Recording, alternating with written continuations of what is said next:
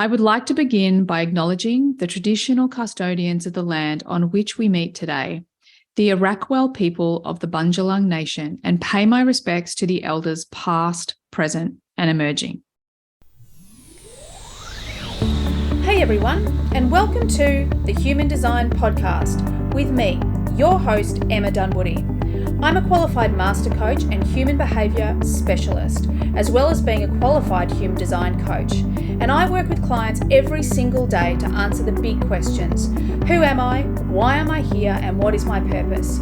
I also assist them to transition from the person they think they should be to the person they really are on the inside. I teach people how to actually live their design instead of just knowing it. And if this is something that you want to do too, well, stay tuned or reach out for private coaching or Human Design Unpacks, where I show you exactly how to live your design. Hey everyone, and welcome to today's episode. Today I have a wonderful conversation with the incredible Elise Loehnen. Elise is a 6-2 emotional manifesting generator, the left angle cross of duality, and is a writer, editor, and podcast host who lives in LA with her husband, Rob, and their 2 sons, Max and Sam. Elise is the host of Pulling the Thread, a podcast focused on pulling apart the stories we tell about who we are and then putting those threads back together. Ultimately, Elise is a seeker and a synthesizer, pulling together wisdom, traditions, cultural history, and a deep knowledge of healing modalities to unlock a new way to contextualize who we are and why we're here. She is also the author of the book On Our Best Behavior, The 7 Deadly Sins and the Price Women Pay to Be Good. The book weaves together history, memoir, and cultural criticism to explore the ways patriarchy lands in the bodies of women and embeds itself in our consciousness, and what we then police in ourselves and each other, regardless of our religious or provenance. This conversation was fascinating for me because I often reflect that I'm lucky. I grew up in a very equal household. You know, my parents didn't necessarily fall into the normal gender roles. My dad did all the cooking. Mum also worked full time. They both worked. They both shared the house duties. They both even, took different roles in the parenting. And it was amazing to read this book on our best behavior. It was fantastic. So without further ado, please enjoy this conversation with the amazing Elise Loehnen. Hey, everyone, and welcome to today's episode. I am so excited to share my guest today because this is someone I've been following for a long time, and I've just read her new book, which actually has been pretty mind-blowing for me, which I'm sure we're going to get into. So Elise Loehnen, welcome to the podcast. Thank you for having me. This is so fun. Oh, we're going to have a ball. And of course, I'm going to be geeking out on your human design as we go. But for the listeners, just at the outset, Elise is a 6-2 emotional MG cross of duality. And well, we'll get into her vocation in a bit because I feel like so much of it comes out in this incredible book. So before we dive into this beautiful book, I want to really hear, I feel like people have come to your journey and to maybe the book or the podcast or come to you at many different places and many different times.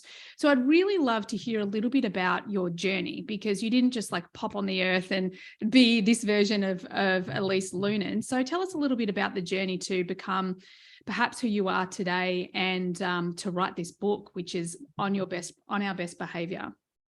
Do you want me to start at the very beginning or I love career? the very beginning. At the very beginning? I really love the very beginning, if that's possible. Yes, it's relevant, I think, because I've written a book that's very much about culture and how it shows up in our lives as these corralling and constraining voices that I think that we would all recognize, but that are universal, but we think of them as highly personal. And I think my background is actually important because I'm not someone who's trying to break free from a highly patriarchal childhood. If anything, I had the opposite. And yet I still feel these forces of morality and quote unquote goodness in me. So I grew up in Missoula, Montana, which is a small liberal college town in Montana, which is an incredibly beautiful state that tends to be more conservative. And I grew up in the country with horses adjacent to a, forest on all sides. And my dad is a doctor, a pulmonologist. My mom is a trained nurse, although she didn't really work. She took care of me and my older brother. And I grew up really in nature and without cable TV, which was a big bummer in the age of 90210 and Melrose Place and I can MTV. imagine. I would have been bummed. Seriously, the cable didn't actually, we lived on a dirt road. It just didn't reach our house. So it wasn't even that my parents were necessarily trying to keep us away from that, but I grew up reading. My mom is a voracious reader, and my parents weren't particularly indulgent, but my mom would buy us books at the rate in which we could read them. So I grew up reading, hanging out with my brother, riding my horse. It's pretty idyllic. I went to this hippie alternative school, no grades, no textbooks. And I was raised outside of religion. My dad is a Jew by way of South Africa.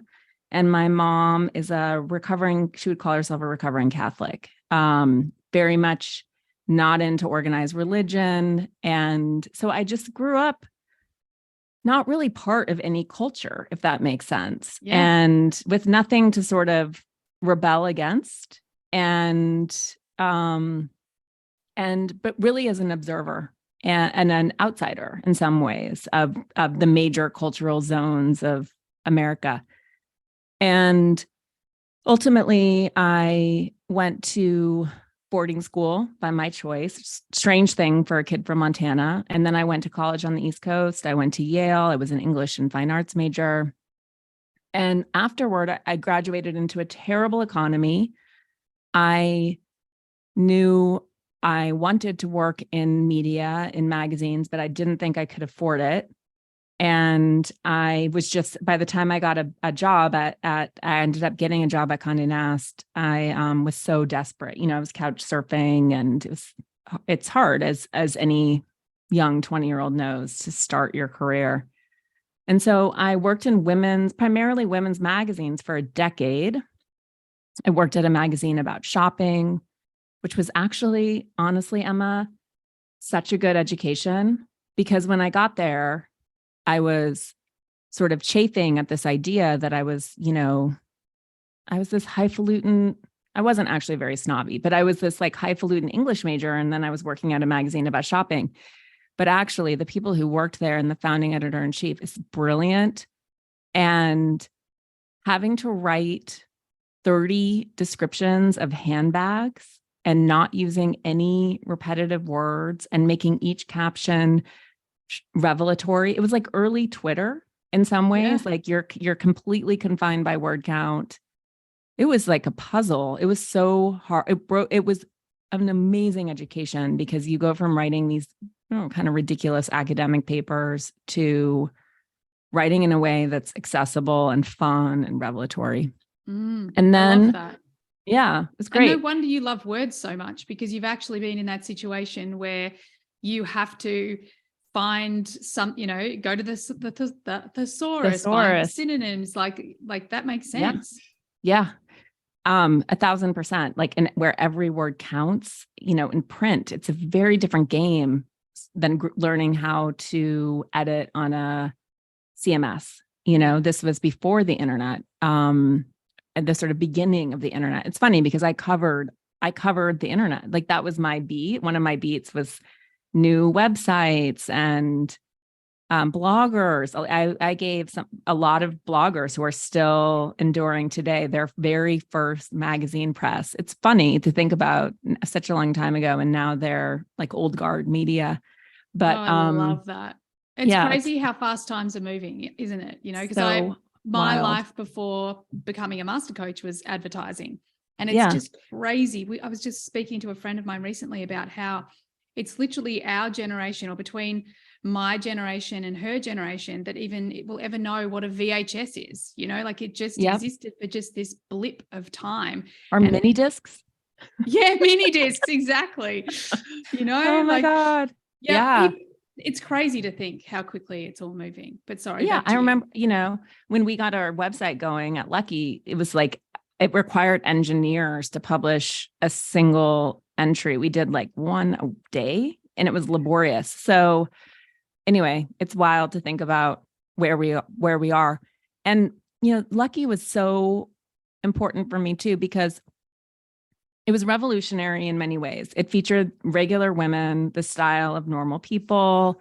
It was an actionable magazine. It showcased tons of small independent designers and a range of price points, whereas before it was high fashion, more or less. And the thing that was also kind of exceptional about it is that Kim France and Andrea Lynette were just laser focused on making a magazine that they would want to use and read, and that therefore their friends would want to use and read. And there was this virtuous cycle of, which maybe sounds very obvious to anyone who's listening, but at the time was not how magazines were made. It was made with sort of, from advertising, you're like, okay, there's Molly, and she lives in Chicago, and she has 2.2 children. And, it's these sort of aggregates of various women. And you're talking to sort of a phantom. You're projecting onto, I don't know that it was specifically only women, but probably because we're the ones who are targeted by the media for spending. And so to actually make a magazine that did incredibly well, it was mocked when it launched. We were sort of derided, but then it became the most successful magazine at Condé Nast. And it was, I think, because we were actually speaking to women like they were real people who were smart. Kim would coach us to write as though we were writing for our smartest friend, which is sort of the opposite of this, like lowest common denominator.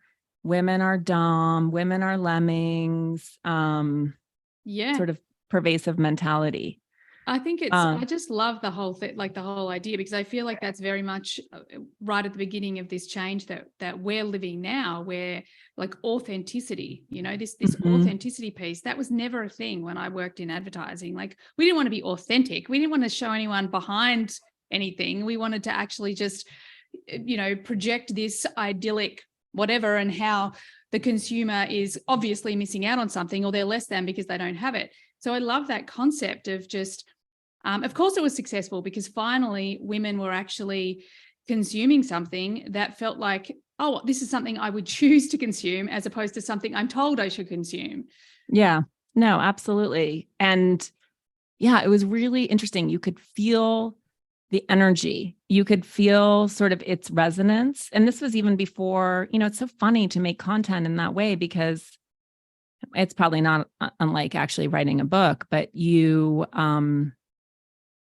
publish a magazine, and then there's sort of this, oh, I hope you like it, I never have to hear, and which was kind of glorious. And it was actually good for culture in some ways, because you weren't driven by clickbait and salaciousness. And I guess the tabloids have always been the tabloids, but for us, that wasn't a driver, or, exploiting people's fear, anxiety, et cetera. Like we were just putting out our content and hoping that people liked it. And people did, because we would get, affirmation from boutiques and these little labels that we were, dramatically impacting their business. And that was really fun, honestly, to sort of help these small emerging designers build brands. And that was great. Those were great times. That. So rewarding.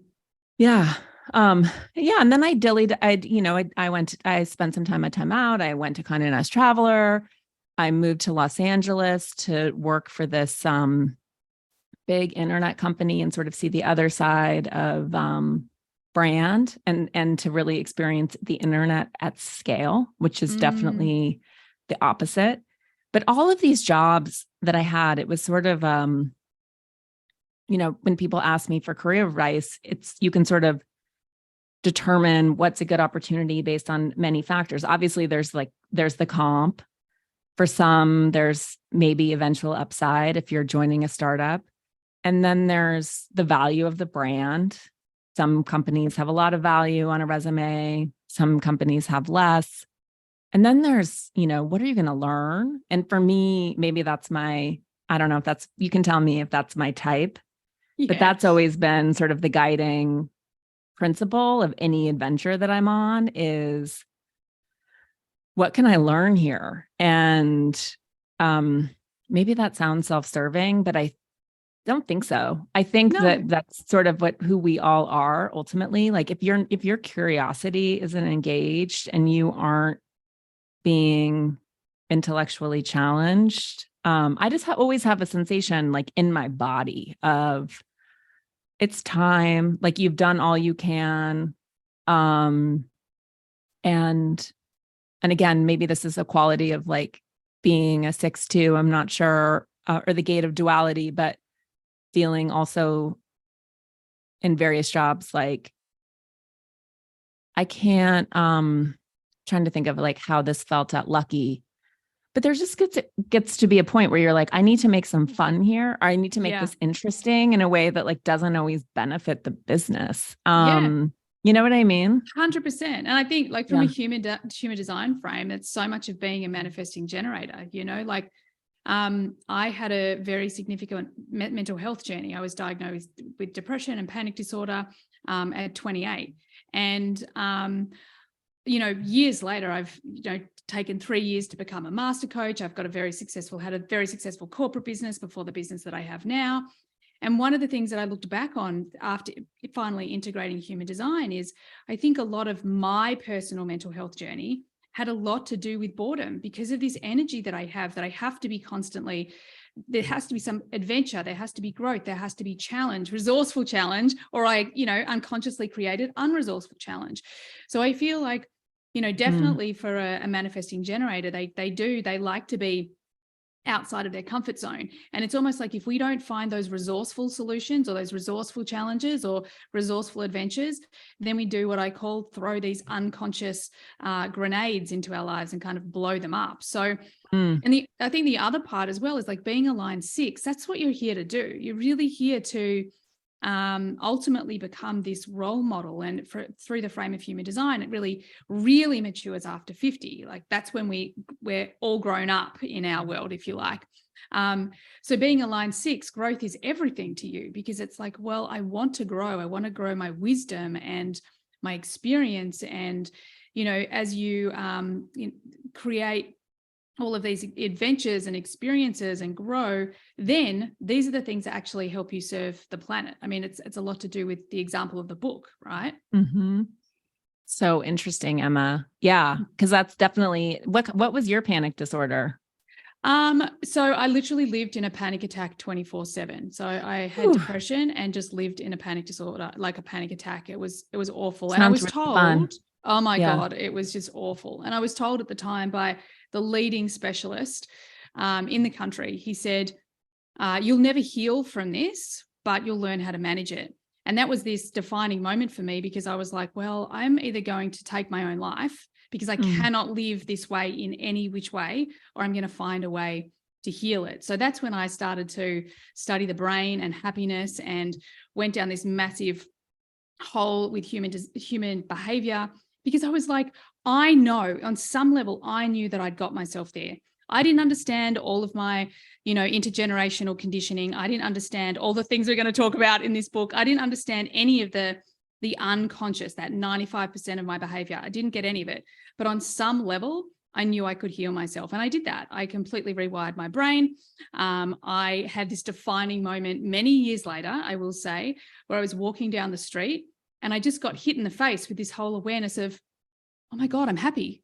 Where did that come from? It's here. Oh my God, I'm happy. Like it was so small. And there was these little pieces that just shifted and changed day upon day upon day. So, yeah, it was a long journey. And I look back from where I am now, and, you know, we talk a lot about purpose in my world. And I feel like that diagnosis was this moment of initiation really into my purpose. And we so often talk about purpose as this big flashy thing that's success and we get paid for and all of those things, which we ultimately do.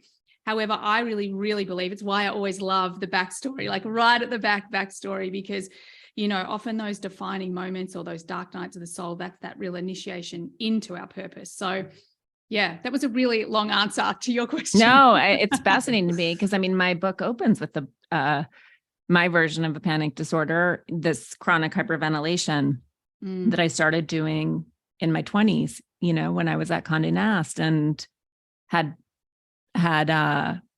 similarly, like I had access throughout sort of my career to both Western medical interventions and more spiritual, meditative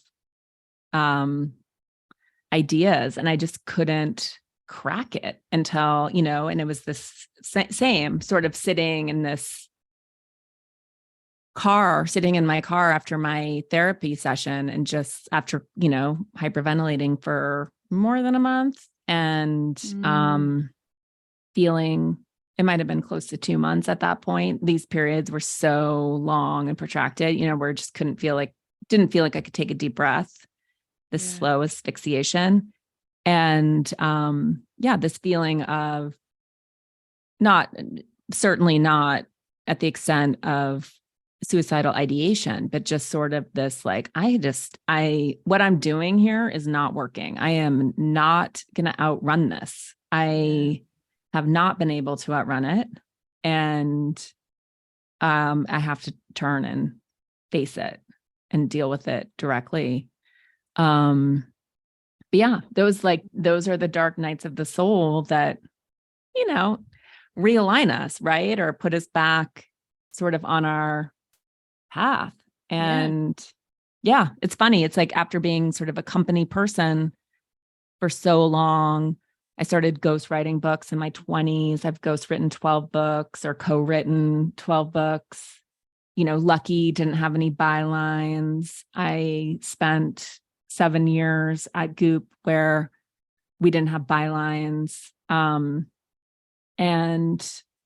I like that. I really, really like that. But part of sort of that knock on the door from the deeper part of myself in the car that day was, you need to get your arms around this. You need to understand what this is. Clearly, you cannot keep working at like this. I don't know if you're like me, but I am, you know, my quest for busyness to cover up all the feelings that I don't like and everything I don't want to come up knows no bounds. And so I can just work if given sort of an invitation all the time. Yeah. And I really needed to get that under control, or at least make sure that if I was going to work all the time, that it would be in service of things like this book, you know, or creating structures of support for myself, ultimately. Yeah. It's hard. It's hard transition. I resonate so deeply. Like, I've had burnout. My first experience of burnout was at the age of 24. And I had a goal that I wanted to reach by the time I was 30. I got that job by the time I was 24, and it broke me. And I remember literally sitting in the boardroom with the media director. She was actually the GM of the agency. She was this big guru in the industry. And I said, I can't do it anymore. I'm resigning. I'm going to go overseas. I'm going to whatever. And she just turned around to me and said, no, you're not. You'll be fine. And continued to tell me this story about how, well, this person, you know, one of my sort of mentors in the agency, she's like, oh, you know, I used to find her crying in the toilet all the time. It's fine. You'll learn to deal with it. And I just remember in that moment going, nope, Nope. Yeah. Nope. I am out. Like, I am not learning how to cry in the toilet to not have an emotional reaction, or I'm not going to push down all of these feelings. I'm not going to live this way or work this way. But the fact that it was just normal, it was like, this is how women succeed. And watching this woman who over years, I actually wrote obviously never named her, but wrote an article about her. And because I learned so much from this woman, I learned so much from the things that she did do and the success she did have, and from the things that she didn't do, and the way that she felt. I had this moment once, I'm all of like early 20s, and I'm sitting in the back of the car. We're heading to a client meeting. And we were with one of the guys, and he gets out to put petrol in her car, and she just leaps out and is like, how dare you? I don't need you doing that for me. Blah, blah, blah, blah, blah. And I just remember thinking, wow, like, is that who I need to be? And I feel like this is so, like, it's very related to probably anger within the book. Like, when we're talking about these 7 deadly sins, I love the subtitle, the 7 deadly sins and the price women pay to be good, because I did nothing. I was so quiet and shut down and all of those things until this point, until I got to this, 24, and I went overseas, because exactly that. I was like, I don't think I can be the person everyone wants me to be. So I'm just going to shut down and be so introverted that they just ignore me instead. So let's talk a bit about this book, because one of the things I really resonate as well with, when you were talking about your sort of early life, and I love the whole hippie school, no TV, you'd fit right into where we live, because we live in a place in Australia called Byron Bay. It's very laid back. The school that our kids go to, especially the secondary school, it's so laid back. Even the teachers are like, yeah, it's probably too laid back. And because our kids are, children of 2 entrepreneurs, we're like, they'll be fine. We've taught them how to solve problems and help people. They'll be fine. But one of the things I really resonate with, I kind of grew up in this, I often look back and think kind of a utopia. I mean, I had my own challenges and that sort of thing. My mother was a bit of a challenge. However, I grew up in this family where I would say that I was exposed to a lot of equality, what I'd call equality. Like, my mum and dad both worked. Dad did all the cooking, half the cleaning. Mum did some of the cleaning. I did a particular sport. Mum was constantly ferrying me back and forward. But I was always I learned very young that her work was important to her. But it's so interesting reading through this book, because I was like, I really felt a little bit like almost like a slap in the face, a wake-up call, because I've so often thought, oh, I'm fine. Like, I don't want to focus on my stuff because I had so much that so many people don't. I have so much that so many people don't have. But it really made me realize that there was so much unconscious conditioning, so much that I just wasn't aware of. Do you hear? I would imagine you hear that often. Yeah. No. And I think that it's interesting when I talk to people about the book and I tell them the superstructure of the book is the 7 deadly sins, and you sort of see them immediately go to like, oh, that's fun, kind of fun. And we even wrote a quiz to this effect on my site, because I'm like, that these are in you. And the response is like, I'm Jewish, or like, I'm not religious. And then you start actually thinking of them as the cultural values that they are. And you think about them as a punch card for women, or how they show up in the lives of women in a way that they do not show up in the lives of men.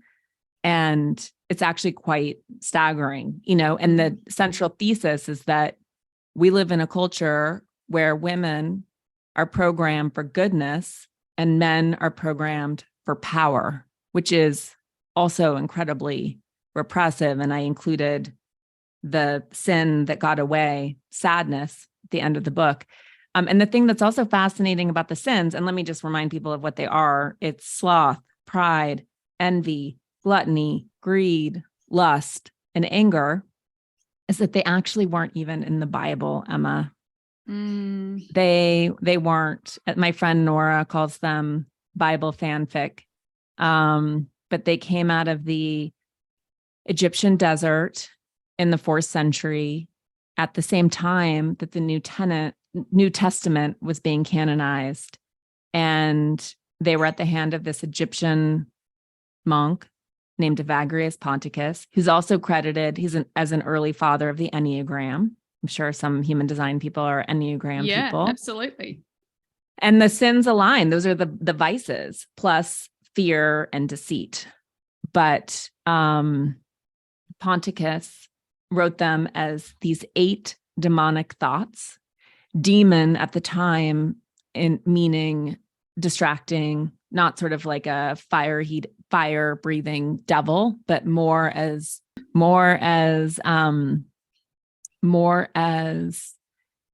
distractions that would bring monks out of prayer. And then this chapbook, he wrote it as sort of a little spell book that these incantations that priests, bits of scripture here and there. It sort of wound its way through the desert. And then it was 200 years later in 590 that Pope Gregory I called them the cardinal vices. And in the same homily, he assigned them all to Mary Magdalene. Because in the New Testament, Mary Magdalene is described as the one from whom Jesus cast 7 demons, which would make her the most sanctified person in the Bible, just FYI. Yeah. But in this homily, he said it must be these same vices in Mary Magdalene. He conflated her with the woman who anoints Jesus's feet with her hair, and he turns that woman and therefore Mary Magdalene into a penitent prostitute. And so in that moment, these sins are assigned to the most prominent, aside from Mother Mary, the most prominent woman in the Bible, who was really Jesus's first apostle, but she was a woman, but he actually resurrected to Jesus. I mean, obviously that depends on what you believe, but this is actually well documented in the New Testament that he resurrected to Mary Magdalene. She's the one who was there. She mistook him for a gardener. He spoke to her. It became the Gospel of Mary, which was a Gnostic gospel deemed heretical and tossed out. But it's in the existing New Testament as well. This idea that she came back, told the apostles what Jesus had said. They have like a typical, Peter in particular is a misogynist, and it's like, why would he say these things to you? He became the first apostle. And so it wasn't until recent decades, like 2016, that Pope Francis made her the apostle to the apostles, but really she was the carrier of the gospel, but who became a carrier of sin and depravity. And women, I believe, and because culture is contagious, Emma, we whisper it into each other's ears, we pass it on, we uphold these things in ourselves, and then we police them in each other. And so these sins, the way that we talk about food and our bodies and the size of our bodies, the way that we police ourselves for, being too big for our britches, the way that women struggle to talk about money, how we, completely swallow our anger because nobody likes an angry woman, etc. The way we slut shame each other and are slut shamed and blamed for everything that happens to us at the hands of men. This is all a hangover of these sins, and just passed on over generations. And yes, it's in all of us. It was so fascinating reading this history, because in the book you go into this history with great depth, like how we kind of got here and how these sins really integrated into society. And it made me think of all the work that Graham Hancock's doing. It was just like, wow, it's just, we've been so misled in so many ways. And it's just a beautiful way that, again, I feel like it's opening up our awareness and our consciousness from a human behavior point of view. And transformational coaching, a lot of the work that I do, we talk about 70% of the journey is awareness. So I feel like having that history, if you like, is a great place for us just to claim back those those mistellings and those misjudgments and stories, and then start to with human design. I don't know if you know much about the gene keys, but integrating the gene keys as well, because the gene keys are incredible. I imagine you will probably at some point find them, discover them, and have Richard Rudd on the podcast, because he's an incredibly human who created these gene keys. And one of the beauties of this is this journey. It's this journey from the shadow to the gift to the Siddhic state. And I feel with even with these sins and, with transformational coaching, it's always this journey. And I feel one of the ones that I thought was fascinating was jealousy. Women, we are so, they're all fascinating. They're all in me. I could see so much of it when I was younger, but even last week with jealousy, I was watching an interview, someone who, her work is great. And I'm watching this interview and I think I can feel myself triggered by her. I can feel myself resisting this person. And because, competition, if you like, is something that's been, I did competitive sport for many, many years. So I now have this habit that whenever I feel this thing that's maybe jealousy or something like that, I have this process. And I remember I was just last week sitting there and I'm looking at her, I'm like, what triggers me?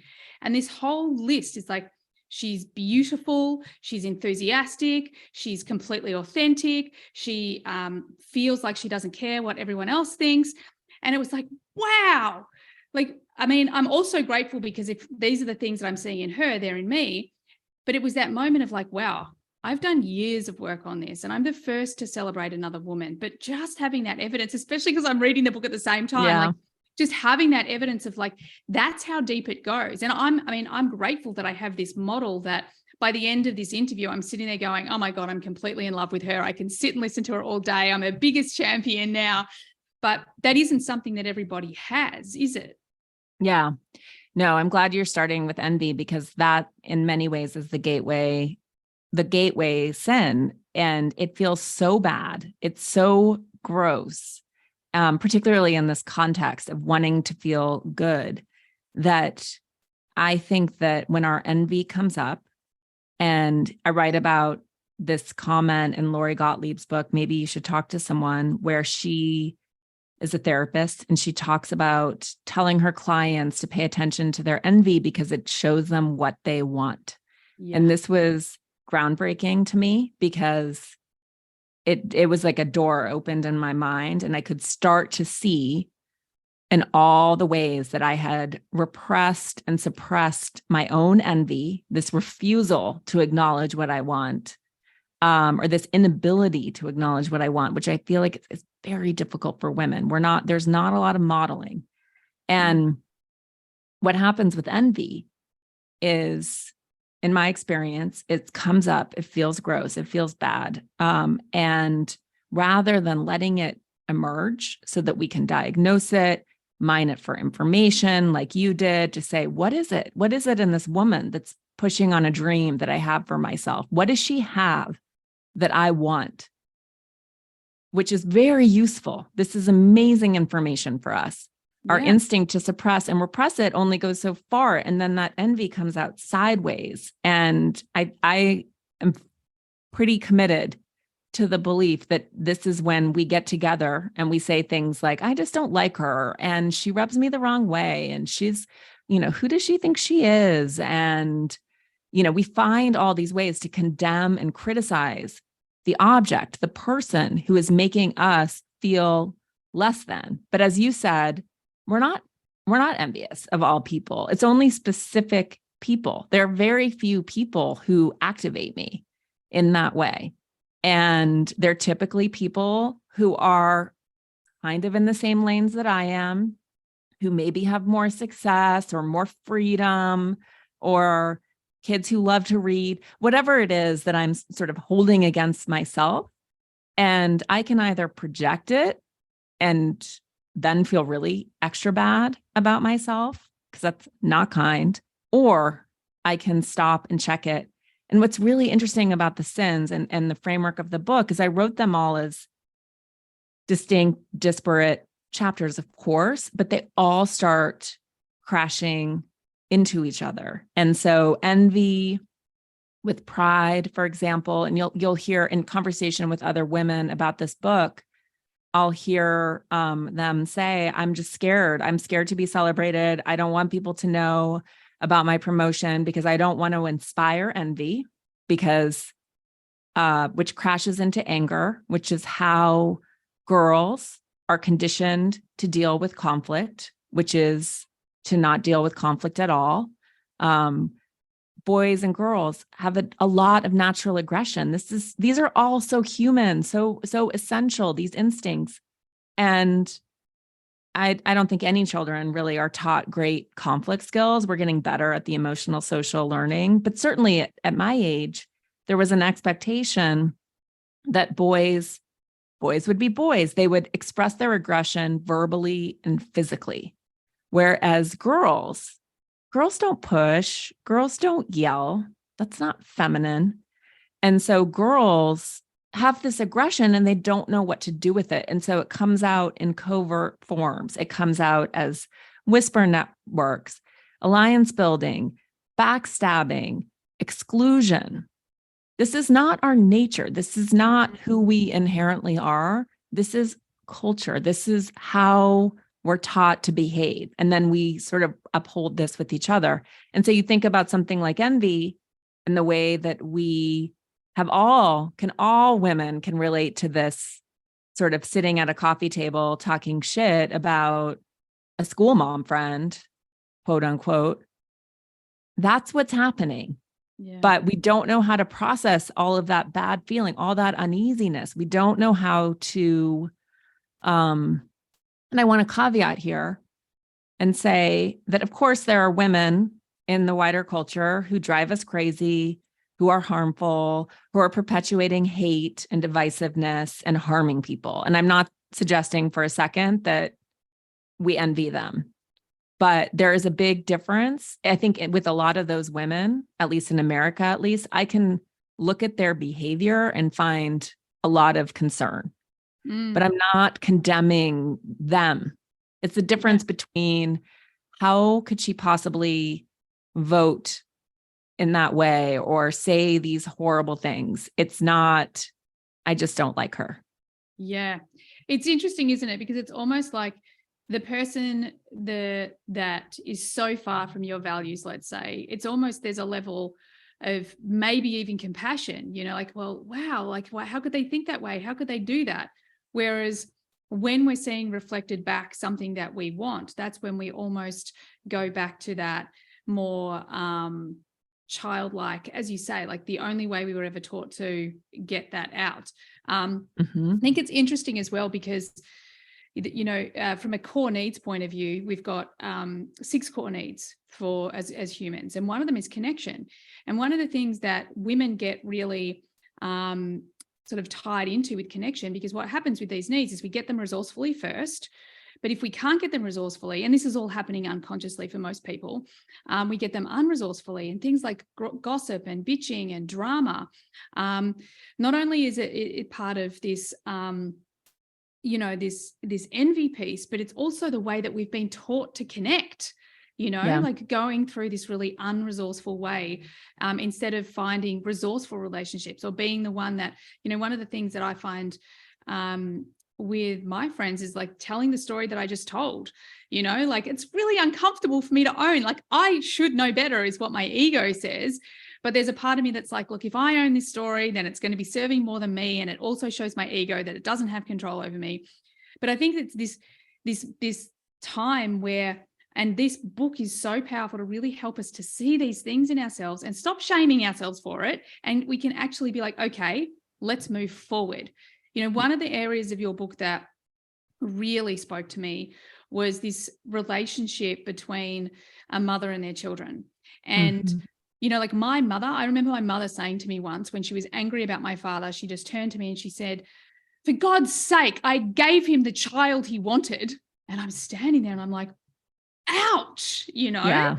And, it was only until I had my own kids, and I adore my children. They are just the best thing ever. But young children, it was really hard for me. That was another one of my burnout moments. I really wrestled with the fact that, all of my mother's group friends were completely in love with their newborn babies. And I'm like, I'm just afraid I'm going to break mine. Like I didn't have that sort of understanding. And human design really helped me come to this realization that because of my natural energies to really do the work that I love and to have an impact in the world, that of course I felt a level of, discomfort, repression, even like frustration, annoyance, and anger at all the time that I had to devote to these little humans, even though it's everything that I wanted. So I'd love you to talk a little bit about this part of the book and that relationship between mother and children, and because I feel like there's so many women out there having that experience, but it's just not cool for us to talk about it. Yes. No, that's really powerful. And before I go there, I just want to reflect back that I think it's also really powerful that you're having these conversations with your friends and I think the more that we can model going into these uncomfortable territories and talking about our envy, talking about our unease, the more sort of power we build together in this way that I think we're naturally supposed to. And just, I'm a word nerd, but the etymology of gossip is godparent. And so what's also really interesting about it is that sort of within the early patriarchy, but sort of this pre-patriarchal idea was that women would gather and share information and talk, and then with witch hunting throughout Europe, where 80 to 100,000 women died, friends were turning on friends. Like a big point of it was targeting women talking to each other.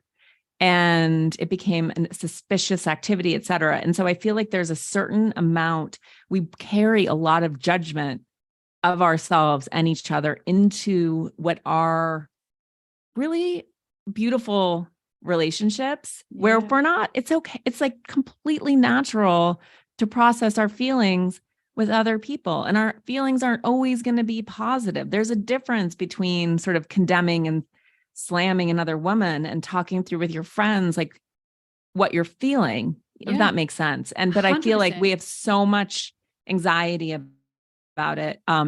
That's part of this that makes us fearful of, like, I don't want to be a gossip. I don't want to, I think we know the difference, but it's still so scary. So anyway, I just want to reflect that back. I love that. And again, I totally resonate with that. It took me many years to actually be able to say, actually I'm feeling this, I'm feeling that, and you're so right. And that your friends can often be like a really safe, and honest and stable place to reflect back to you. Like, I hear you're upset, and there's a good chance that you're making up a story. It's not always this sort of like dunking on other people that it's culturally made out to be. So I'm glad you picked up on the mother-daughter, mother-children ambivalence. And I actually wrote a piece about this that's coming out, that will be out by the time this podcast is out, that very directly addresses, and I write about my mother in the book, in this chapter on envy, but it very directly addresses my mother's ambivalence about children and her active not wanting of children, but becoming a mom as a means of security and survival, coming from a family of lack. And that's what my dad really wanted. And she signed up for his dream and became a doctor's wife. And she was a great mom. This is where I think, sort of to what you were saying, Emma, that happens culturally, that is such a problem for women, is the way that we have cleaved the identity of mother together with loving your children. And we don't do that to men. We don't demand that they ritually and publicly perform their devotion to their children for us to tell them that they're a good dad. Just like showing up a couple times is enough for them to earn accolades as a great dad. It's like an adequate mom is equivalent to a fantastic dad in the US, at least. And so, but for women, it's like this subtle pressure. I talk about sort of, we recognize all the systemic issues of motherhood. And then in the States, it's really bad. No paid family leave, no affordable daycare, et cetera. All of these burdens that are primarily carried by women, a complete lack of equity, even when women are out earning their husbands in terms of childcare and work at home. This is just enduring facts right now. And we kind of don't understand I mean, we understand why we understand we don't have legislative support for more humane policies. Yes. But then you sort of see this ambivalence all over the place. You see it in the way that other women vote, et cetera. And one of the arguments of the book is that systemic issues are one thing, but it's the psychology that's destroying us. It's how this lives in us. And the way that the systemic inequity of motherhood lives in us is this feeling that we're constantly chasing, that we're not good mothers because we don't love mothering all the time. And the way that we are taught that we have to conflate the two. If you don't love all the crap of taking care of needy people when you have a lot of other things you'd rather doing, then you're a bad mother. If you don't sort of grin and show up for every volunteering opportunity at school, you're a bad mother. And, what I see here too is amongst my friends, women who work both in and out of the house, is that it's getting even more unsupportable because we have this like equalizing instinct, this drive for goodness, good mother, good coworker. And so if I'm going to spend, extra hours at the office finishing this report or preparing for this board meeting, then I have to compensate at home. It's this like, elusive work-life balance, this fallacy where instead of saying, my parenting's going to suck for a few weeks, guys. Sorry, love you. See you on the other side. We are just destroying ourselves, overcompensating and proving that we love our kids as much as we love our jobs when the two are not the same. They can never be on the same scale. But I think that this ambivalence, this anger that I feel, this resentment that so many of us feel really needs to be allowed to come up because it's also a terrible legacy for our children. And as a child, you can sense this, right? We can sense this, all of this feeling in our mothers and this unexpressed rage. And I think that we think it's us, and it's not. It's not us, Yeah. And I love that because it's something that I reflect on so much right now. And hopefully you can't hear this, but there is someone outside with a blower. Yeah, I love that. And because it's something for me that I know because my mother worked full time. She was very clear about her boundaries. But then for, many other reasons, I had experienced abandonment as a child. So that was a lot of the healing that I had to do. So of course and she raised me very much, the Gen X, you can do anything you want. You can have anything that you want. You can have it all. So of course I went out to have it all and create it all and, very swiftly burnt myself out, didn't help my mental health, my anxiety increased. Because exactly as you say, I'm trying to be the perfect mother. I have this memory of being at the playground on the phone to a friend of mine in tears because I don't like playing at the playground with my child. I was so convinced that I'm such a bad mum because I hate going to the playground or hanging around after school to play. Like I would do it because it was good for my kids, but they wanted to do it every day. And of course I'm like, well, I want to get home and do these things and I've got this thing planned for you. And it was really challenging when they were younger. And I watch now because my eldest is just about to turn 16 and my other son is 11. And it's so fascinating how I still now reflect and think, God, I should have done that better or I could have done that better. And then catch myself and like, no, hang on a second. Did I do the very best I could in every moment? Yes, I did. And sometimes my very best was very little, but it was the best I had. It's all I had. And, if I actually take a step back, what do I want my kids to know? I want my kids to know that they're not responsible for anyone's emotions but their own. I want them to know that they actually have the power to make their own decisions, that they're capable, that they can do all these things. So part of me is like, well, I'm ticking the boxes, but it's so crazy that even though my kids are bigger now, I'm still constantly well, not constantly, but I'm still finding myself reflecting, going, oh, I should have been better at the playground, or I should have organized more play dates, or I should have whatever. I just find it fascinating that, even from a behavioral point of view, like we are constantly deleting, distorting, and generalizing the information that comes in. And the mothers that I remember are the mothers that had all of their T's crossed and all of their I's dotted. Gratefully for me, I came across human design and realized I'm just not designed that way. I'm meant to be a bit messy. I'm meant to be very creative. I'm meant to be, a non-linear being. But again, like just almost like no one else was having a go at me, or no one else was judging me, or I wasn't worried about what other people were saying, but the level of judgment that I had for myself and criticism, even though my mother never demonstrated it, but it was very much in her. It was happening in her all the time. So clearly, as you said, like I definitely picked that up just through her energy. But it's just crazy to think that it's just so deeply conditioned within us to be that critical of ourselves. Yeah. And it's funny. One of the things that I've had to walk really close to in writing this book is feeling incredibly defensive of my mother, who is amazing and gave up all of her ambition to give me everything. And then also allowing that her ambivalence was sometimes painful, and that she isn't naturally sort of a warm, cuddly, she didn't want to play with me. She didn't play, etc.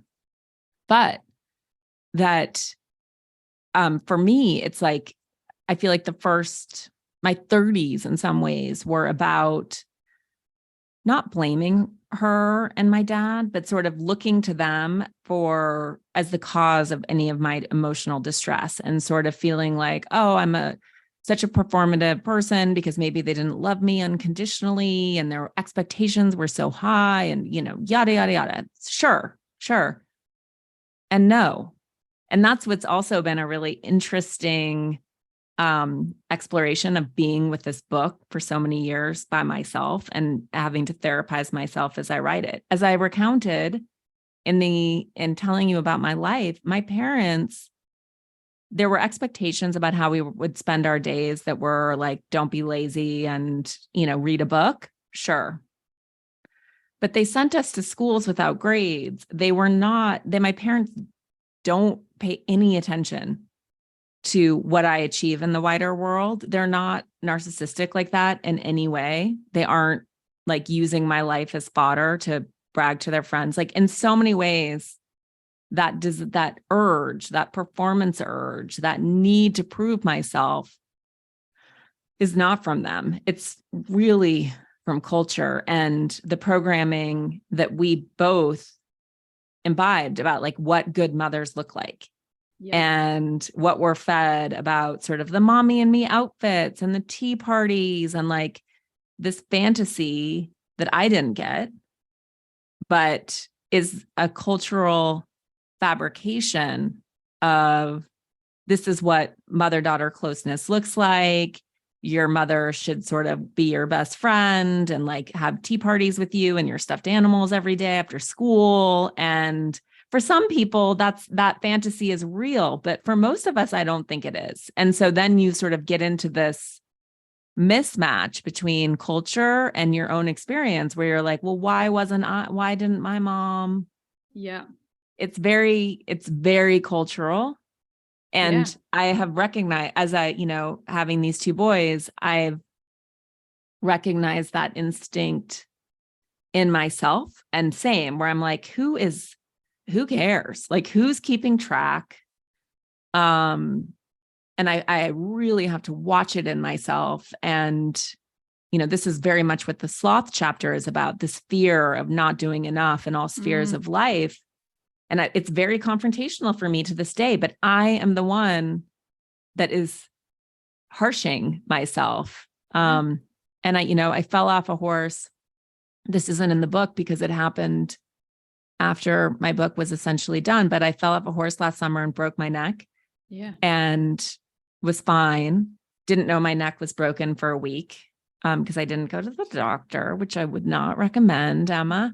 And, but what was most wild about that experience, we were in Montana, is that despite being in so much pain, I packed, and my mom was there. My mom and dad were staying at this ranch too. And my mom helped me do laundry.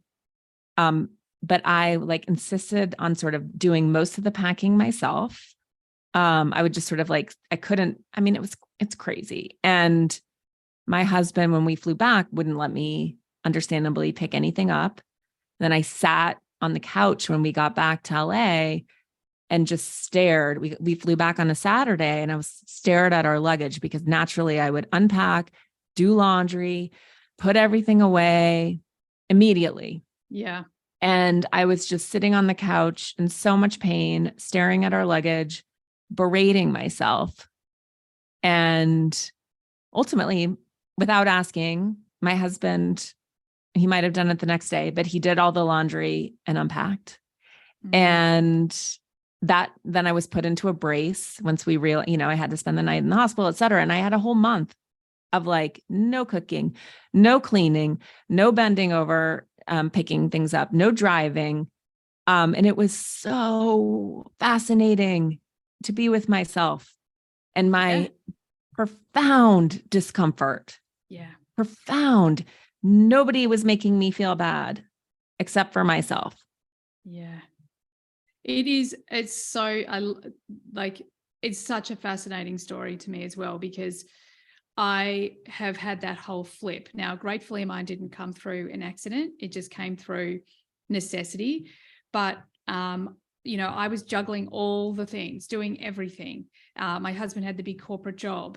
And then through circumstance, everything flipped. And all of a sudden I had to take my little part-time corporate coaching business and amplify it. And, balls started to drop. And I was just grateful that my husband just picked them up. And as you say, he didn't pick them up as quickly as I would have liked him to, or he didn't blah, blah, blah. But all of a sudden I started to see this pattern unfold. And that's the piece that I think is so important, is watching how we respond to being helped and being supported, and watching that discomfort rise in ourselves as we read through this book. Like, I've got journal entries and scribbles in the columns of this book, because every time there would be a sentence, I'd be like, oh my God, that's really uncomfortable because it's true, So Mm-hmm. It gave me that opportunity to go through that piece, like that busyness piece. My mother still to this day, and she's like 86 or something, one of the first things she'll say to me is, how are you? Busy, busy, busy? And I'm like, no, Mum, I'm not busy. I'm just good, like so conditioned. And I feel for my mother, because through the frame of human design, she's a projector. So she actually doesn't have all this energy that she's been burning. And I remember her as, when I was little, when she got sick, she would literally be in bed for 3 or 4 days straight. She'd just sleep. And I would walk up to her and like check that she was breathing, because she was so wiped out. She couldn't move. She would just sleep for days on end. And, it was only the last few years that I'm starting to realize all of these, because I've spent so many years reconditioning and healing, and in all sorts of sessions, like you name it, I've done it. Like, I've talked about my childhood, and going back to something that you said about your parents and your mother. And I think whenever we're going through this healing journey, we inevitably get to this place where we're like, it's you, and we're pointing our fingers at our parents. And one of my mentors that I trained with, she said, we were sitting in this room, 80 people. She would do this live coaching, and she was very direct, and she could like pinpoint everything. It was quite terrifying, to be honest. And this one of my peers was saying, well, my mother this and my mother that. And she just turned around, my mentor turned around, she said, so how long are you going to choose to blame your mother for that? And I remember in that moment going, wow, that's me. I am just, pushing responsibility over there. Like, sure, that. And then if we sort of take that step further, like that's going to happen to us too. Our kids are going to go through this process where they're like, well, Mum, you didn't, and you should have. So do we want to teach them that it's okay to do that? No. So how do we change that? We have to take responsibility. We have to be the ones that say, you know what? Mum and Dad weren't perfect. No, they were not. However, In my case, I think of all the trauma that my friends experienced that I didn't experience. And I'm like, wow, I was really grateful to have what I had. And choosing to change the way that, because everything that, if we're judging and criticizing our parents, then it's actually just an external projection of what's going on inside of us. It's making it okay to do that to ourselves. And I think many of us are just addicted to it. We're addicted to the judgment and the criticism of ourselves, because on some way that justifies the mistakes and imperfection, which we know don't actually exist, but that's what we think exists. So anyway, I went on a bit of a rant. Is there anything you'd like to respond to? Yeah, no, the move towards emotional liberation, which is really what the chapter on anger is about, listening to it, acknowledging it, channeling it appropriately. And by appropriate, I don't mean stuffing it. I mean understanding where we feel violated, what needs are not being met, and then articulating what those needs are. And it's that Marshall Rosenberg nonviolent communication, emotionally responsible language of, I am angry because I am needing, where we're not blaming other people. We're not blaming ourselves. We are not sort of enslaved to taking responsibility for other people's feelings, but we are entirely in charge of our own emotional hygiene. And that's really sort of what adulthood is. And yes, as you were saying, it's not saying, I remember talking to someone about trauma who said, we're not responsible for what happened to us, but we are responsible for ourselves. And that's a really subtle distinction, but it's either saying attached to the story and letting the story run our lives and all of these indignities and all the, if this person just, or we can clean up our own emotions and take responsibility for ourselves. And yeah, I mean, I'm sure my kids will have a laundry list of both the expected and wild, and that will give them plenty of material, because I do think that we need this sort of material in order, suffering, struggling, whatever it is, like this helps us get into ourselves and get bigger. Yeah. We're supposed to torment each other in some ways. But it is, you can spend sort of your whole life wishing you had different parents, or or different childhood, or you can start reparenting yourself and giving yourself what you didn't get and figuring out how to keep going. There's just no, we're definitely culturally too at a moment, which I completely understand, because we're just sitting on all of this unprocessed trauma that we can all feel. We're all conscious of it, and we need to collectively sort of start processing it and moving this energy in the collective. But we're not going to move it by relitigating the past. There's no peace there. Yeah. Our version of justice is so sad. Human justice is so sad, really. It's like, I don't know. That's another tangent, but it's not to say that that's not an important system, but I think any of us can also recognize how inadequate that is in terms of giving people peace or feelings of or grace, Yeah, absolutely. And I love that. I think it's all about the meaning that this is where we have the responsibility, where we have the influence, where we have the, for the want of a better word, control. It's all around the meaning. It's the meaning that we give to things. And what you just said is like there's all this unresolved trauma and we're conscious of it. And that's a choice point right there. We're conscious of it. Isn't that a gift? Because 5-10 years ago, we were completely unconscious to it. We all thought we were going, it only happened to us. That's why we didn't tell someone else that we'd had this experience. Whereas now we're in this time where we are really conscious of all of this unresolved trauma. which means people are starting to talk about it because they're like, oh my goodness, if it's happened to me, then it's probably happened to a lot of other people. So I think this is a lot of what we're talking about and how this book really helps people, because this is a time that we're becoming conscious of the things that need healing. And I saw, and I listened to, I think, one of my favorite Zach Bush interviews not long ago, and just a little snippet that actually got me into listen to the whole thing. And he's talking about we're in this time now where we do need to, and I don't think he uses these actual words, but it's what he was saying is like, we need to draw a line in the sand. We need to choose forgiveness over blame. We have to start to understand that if we're going to repair and move forward, we have to come together. We have to stop this separation piece. And that does mean that we actually have to stop looking back at the past and saying, well, you shouldn't have this and you shouldn't have that. And instead say, okay, well, this has happened. How do we heal it? And then move forward. And he talks a lot to forgiveness. So yeah, I feel like a lot of this, go ahead. Yeah, I think that that's everything. I also think that we spend so much energy repressing and suppressing all of these bad feelings. And I'm just thinking to earlier in our conversation, even you watching the woman on the news and like letting it happen.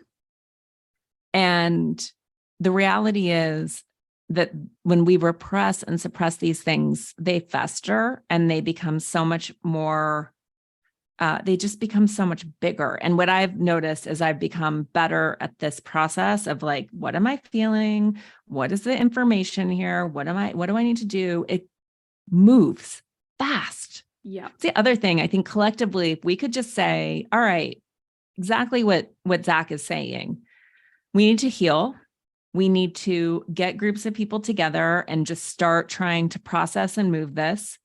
And I'm thinking of like Thomas Hubel and how he gets these like resonance groups together. But just as we move it, I think people would be shocked at how willingly it moves from shadow to the light. Yeah. But our aversion for that, our attachment to blame and feeling like victims and all of that. And I get it. I don't want to diminish anyone's pain, but if we could let that go and actually start moving it, I think we would be shocked at how quickly we could transform it. I agree. And that, very simply put, that's what the time we're at.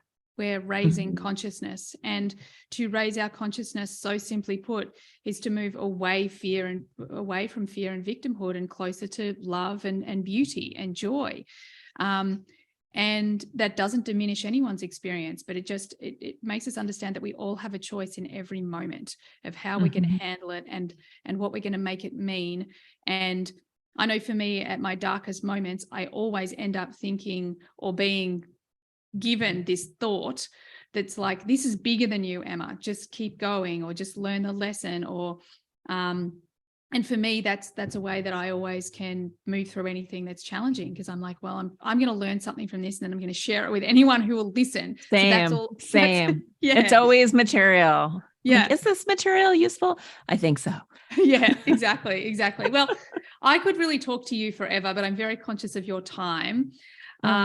This is so fun. Thank you for doing this. Oh, you are so welcome. For everyone out there listening, please go and check out Elise's new book, On Our Best Behavior, The 7 Deadly Sins and the Price Women Pay to Be Good. It's coming out on Audible very soon. Is it out? No, it comes out in almost US, UK, 5/23, Australia, 5/30. Amazing. So it's literally out in the next couple of weeks. I will be walking the Camino by the time it comes out, which is very exciting. This is exciting. And you can check out Elise's podcast, Pulling the Thread, which is fantastic. Where else can people find you, Elise? I have a Substack newsletter, eliseloehnen.substack.com, and I'm on Instagram at Elise Loehnen. But I prefer newsletters to social, right? Yeah, I hear you. Oh my goodness, I am hopeless. But anyway, thank you so much, Elise, for being here. It's been fantastic talking to you. Have a great morning. Yes, I will go and have a great rest of the day. The sun's coming out. I hope you end up in the ocean. Yeah, me too. And thanks everyone for listening and being with us today. I trust that you have received what you needed from today's episode, and I look forward to having you on the next one. Bye for now. Thanks everyone for being here all the way to the end of the podcast. I hope you got lots of value out of it. I certainly had a lot of fun doing it. Could I please ask that you share this podcast with friends if you found it valuable? And also, bonus points, could you leave a review for me as well on Apple? It would be greatly appreciated. If at any point you would like to be on the podcast, or you've got questions that you'd like me to discuss on the podcast, by all means get on my socials and DM me. Everything you need is there in the show notes. Have an awesome day. Bye for now.